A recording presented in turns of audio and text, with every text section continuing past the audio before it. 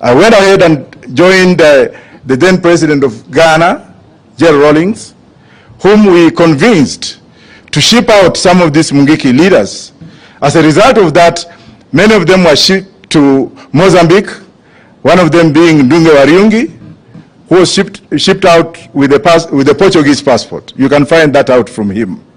And because of thematic and systematic killings, our lives were put in danger, save for James Orengo and Mheshimiwa Raila Odinga, who is sitting here, who came in London, made many trips in London to console with us, with those particular families that they had lost their siblings.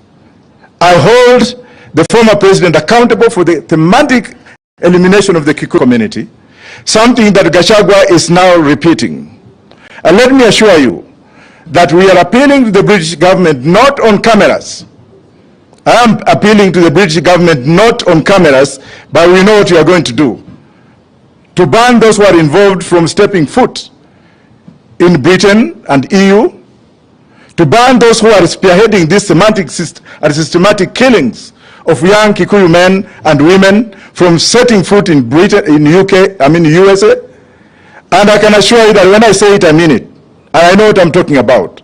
And with Baba being here, and the other lawyers being here, and other leaders being here, I can assure you for free that we, having been outside the country, knowing the history of what the Kikuyus did for this country, of what the Kikuyus have done in the entire world, of what the Kikuyus have done to open up the economic development of this country, of how much money is brought in this country through Kenyans in the diaspora, many of them who originated from Mungiki, many of them who remained outside, many of them who suffered, and thank God they have settled in UK, they have settled in the United States, and they are bringing money in the country to improve the economy of this country. Yet some MFs are now taking advantage of political ramifications to kill them.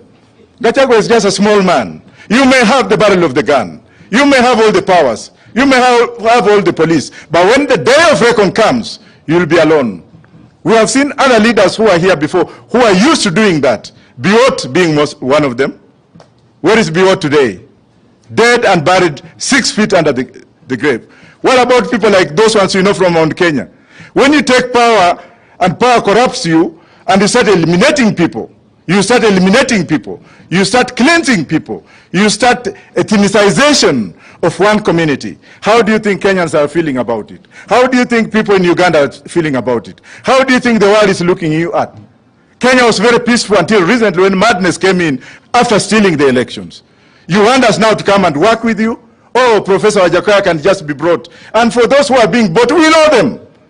Time of reckoning will come.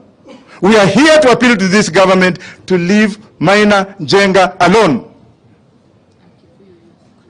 Leave Maina Njenga alone, because you are just making a mole out of a mountain. Maina Njenga has played his role. Maina Njenga has paid for his whatever. Why would you just take one man, shoot his wives, kill them, shoot at him, and then now you want to disperse those young men? They're hungry. When you see a lion, don't think it is a lion when you can put your finger in its mouth. Gachagua has just put his mouth, he has just put his finger in young men who are hungry, making Kikuyus to fight Kikuyus. How do you think other tribes in this country are feeling like?